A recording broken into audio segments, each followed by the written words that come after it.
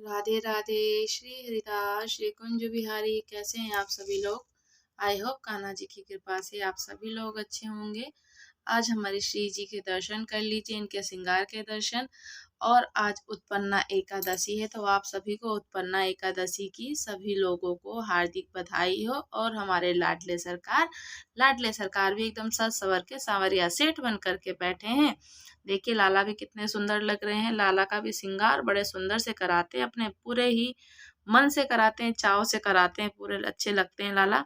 और यहाँ हमारे नन्हे किशु बैठे हैं, तो नन्हे किशु को भी दर्शन कर लीजिए। नन्हे किशु को भी मैंने साफा बांध दिया है और शॉल पवा रखा है इन्हें, ताकि ठंड ना लगे। और अगर अभी तक आपने हमारे चैनल को सब्सक्राइब नहीं किया है तो प्लीज़ सब्सक्राइब कर लीजिए और लाइक शेयर कमेंट करके ज़रूर बताइएगा कि आपको हमारी वीडियो कैसी लगती है और हमारी श्री जी और लाला जी के दर्शन कैसे लग रहे हैं, इनका श्रृंगार कैसा है। और आज हम उत्पन्ना एकादशी की कथा का सुनेंगे। व्रत हमने किया है, तो आप भी हर एकादशी का व्रत करें। और उत्पन्ना एकादशी कैसे उसकी कथा हुई, उत्पन्ना नाम कैसे पड़ा, समझानेंगे कथा के अनुसार। मार्गशीर्ष माह की कृष्ण पक्ष की एकादशी तिथि को उत्पन्ना एकादशी के नाम से जाना जाता है। और ऐसी मान्यता है कि इस व्रत को करने से सभी व्यक्तियों के पिछले जन्मों के पाप भी मुक्त हो जाते हैं। और उत्पन्ना एकादशी का व्रत करने वाले इस कथा का पाठ जरूर करना चाहिए। हमें व्रत की कथा पढ़नी चाहिए, जिससे कि हमें पूरा व्रत का फल मिले। तो युधिष्ठिर ने पूछा, भगवान, पुण्यमयी एकादशी तिथि कैसे उत्पन्न हुई? इस संसार में क्यों पवित्र मानी जाती है उत्पन्ना एकादशी, तथा देवताओं को उत्पन्ना एकादशी कैसे प्रिय हुई? भगवान बोले, कुंती नंदन, प्राचीन समय की बात है। सतयुग में मूर नामक दानव रहता था। वह बड़ा अद्वितीय, अत्यंत रौद्र और संपूर्ण देवताओं के लिए भयभीत का कारण था और भयंकर था। और उस काल रूपधारी दुरात्मा महासुर ने इंद्र को भी जीत लिया था। संपूर्ण देवता उससे परास्त होकर हारकर स्वर्ग से निकाले जा चुके थे और संकित तथा भयभीत होकर पृथ्वी पर सभी देवता विचरा करते थे, चला फिरा करते थे। और एक दिन सब देवता महादेव जी के पास पहुंच गए। वहां इंद्र ने भगवान शिव के आगे सारा हाल कह सुनाया। तो इंद्र बोले, हे महेश्वर, हे महादेव, यह देवता स्वर्गलोक से भ्रष्ट होकर निकाले जा चुके हैं और पृथ्वी पर विचर कर रहे हैं। तो मनुष्य में रहकर इनकी शोभा अच्छी नहीं लगती है देवताओं की। तो आप कृपया करके कोई उपाय बतलाइए, देवता किसका सहारा लें? तो महादेव जी ने कहा, देवराज, जहाँ सबको शरण देने वाले, सबकी रक्षा में तत्पर रहने वाले, जगत के शरण देने वाले हैं, हमारी सबकी रक्षा करते हैं, हमेशा तत्पर रहते हैं रक्षा करने के लिए, तो स्वामी है भगवान, गरुण ध्वज पर सिर्फ विराजमान है वो। तो वहां जाओ त्रिभुवन के पास बैकुंठ में, तो तुम लोगों की रक्षा वही करेंगे। तो भगवान श्री कृष्ण कहते हैं, युधिष्ठिर, महादेव जी की ये बात सुनकर परम बुद्धिमान देवराज इंद्र संपूर्ण देवताओं के साथ वहां गए। भगवान गदाधर क्षीर सागर में जल में सो रहे थे। उनका दर्शन करके इंद्र ने हाथ जोड़कर स्तुति आरंभ की, उनको प्रणाम किया। इंद्र बोले, हे देव देवेश्वर, आपको नमस्कार। देवता और दानव दोनों ही आपकी वंदना करते हैं। हे पुंडरीकाक्ष, हे दैत्यों के शत्रु मधुसूदन, आप लोगों की रक्षा कीजिए। और जगन्नाथ जी के स्वामी संपूर्ण देवता मूर नामक दानव से, दैत्य से भयभीत होकर आपकी शरणागत में आए हैं, आपकी शरण में आए हैं। तो भक्त वत्सल भगवान, हे त्रिभुवन, हमें बचाइए। हे देव देवेश्वर, हमें बचाइए, हमारी रक्षा कीजिए। हे जनार्दन, हे दानवों के विनाश करने वाले, हे कमल नयन, हमारी रक्षा कीजिए। हम सब लोग आपके समीप आए हैं, आपकी ही शरण में आ पड़े हैं। भगवान शरण में आए हुए हैं तो देवताओं की सहायता कीजिए। देव, आप ही पति, आपने ही मति, आप ही कर्ता और आप ही कारण, आप ही सब लोगों की माता हैं, आप ही इस जगत के पिता हैं। भगवान, हे देव देवेश्वर, शरणागत भक्त वत्सल देवता भयभीत होकर आपकी शरण में आए हैं। प्रभु, अत्यंत उग्र स्वभाव वाले महाबली मूर नामक दैत्य ने संपूर्ण तूर देवताओं को जीतकर इन्हें स्वर्ग से निकाल दिया है। इंद्र की बात सुनकर भगवान विष्णु बोले, हे देवराज, वह दानव कैसा है, उसका रूप और बल कैसा है, तथा दुष्ट के रहने का स्थान कहाँ है। तो इंद्र बोले, देवेश्वर, हे देवेश्वर, पूर्व काल में ब्रह्मा जी के वंश में तालजनंग नामक एक असुर उत्पन्न हुआ था और जो अत्यंत भयंकर था।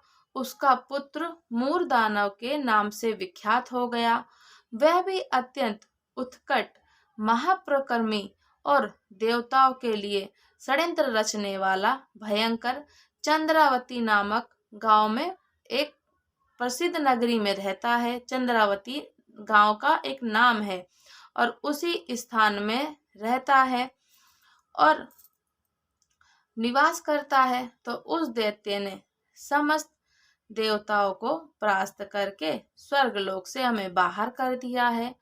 उसने एक दूसरे ही को ही इंद्र को स्वर्ग के सिंहासन पर बैठा दिया है। वह स्वयं जितने लोग हैं सभी लोगों ने एक दूसरे को इंद्र का सिंहासन और खुद ही अग्नि, चंद्रमा, सूर्य, वायु, वरुण देव बन गए हैं। एक दूसरे को उन्होंने यही सब कुछ बना दिया है। हे जनार्दन, मैं सभी बात बता रहा हूँ, उसने सब कोई दूसरा ही कर लिया है, तो देवताओं को तो उसने प्रत्येक स्थान से वंचित ही कर दिया। इंद्र का कथन सुनकर भगवान जनार्दन को बड़ा क्रोध आया और वे देवताओं के साथ लेकर चंद्रावतीपुरी के गांव में जा पहुंचे। तो देवता ने देखा दैत्यराज बारंबार गर्जना कर रहा है मूर, और उससे परास्त होकर संपूर्ण देवता 10 दिशाओं में भाग गए। अब वह दानव भगवान विष्णु को देखकर बोला, खड़ा रहे, खड़ा रहे। उसकी ललकार सुनकर भगवान के नेत्र में क्रोध से लाल हो गए। भगवान जी के नेत्र। तो वे बोले, अरे दुराचारी दानव, मेरी इन भुजाओं को देख। ये कहकर विष्णु भगवान जी ने अपने दिव्य बाणों से सामने आए हुए दुष्ट दानव को मारना प्रारंभ कर दिया। दानव भय से विहल हो उठे और पांडु नंदन तत्पश्चात श्री विष्णु ने दैत्य सेना पर चक्र का प्रहार कर दिया और उससे छिन्न भिन्न होकर सैकड़ों योद्धा मौत के मुंह में चले गए। इसके बाद भगवान मधुसूदन जी बद्रिका आश्रम को चले गए और वहां हिंसावतो नामक गुफा थी एक, जो 12 योजन लंबी थी। तो पांडुनंदन उस गुफा में एक ही दरवाजा था। भगवान विष्णु उसी में सो रहे थे। दानव मूर भगवान को मार डालने के अघोध में लगा हुआ था कि मैं मार डालूंगा भगवान को आज, और वह उनके पीछे लगा भागने दौड़ने। तो वहां पहुंचकर उसने भी उसी गुफा में प्रवेश किया। तो वहां भगवान को सोता देख वह बड़ा हर्षित हुआ और उसको बहुत प्रसन्नता हुई। उसने सोचा, ये दानव का भय देने वाला देवता है और निसंदेह मैं इसे मार डालूंगा। तो युधिष्ठिर दानव के इस प्रकार विचार करते ही भगवान विष्णु के शरीर से एक कन्या प्रकट हुई, जो बड़ी ही रूपवती, सौभाग्यशालिनी, दिव्य अस्त्र शस्त्रों से युक्त थी। वे भगवान के तेज के अंश से उत्पन्न हुई थी, भगवान के तेज से अंश उत्पन्न हुई और उसका बल पराक्रम महान था। युधिष्ठिर दानवराज मूर ने उस कन्या को देखा तो कन्या ने युद्ध का विचार करने के दानव के साथ युद्ध के लिए याचना कर दी। तो युद्ध छिड़ गया। कन्या सब प्रकार की युद्ध कला में निपुण थी।